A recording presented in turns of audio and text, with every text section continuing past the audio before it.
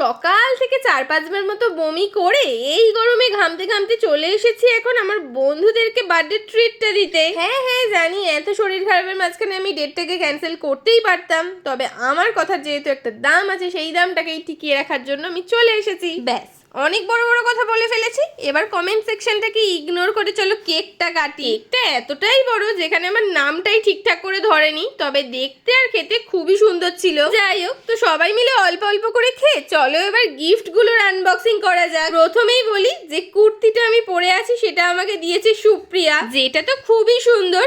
এরপরে সানা আমাকে দিয়েছে এই কালার বক্স আর চকলেট, যেটার উপর সুপ্রিয়ার প্রথম দিকে নজর পড়েছিল, তবে ওটাকে আমি বাড়ি নিয়েই চলে এসেছি। আর সায়নী আমাকে দিয়েছে এই সুন্দর ব্যাগটা, সবগুলোই প্রচন্ড পছন্দ হয়েছে আমার। থ্যাংক ইউ সবাইকে।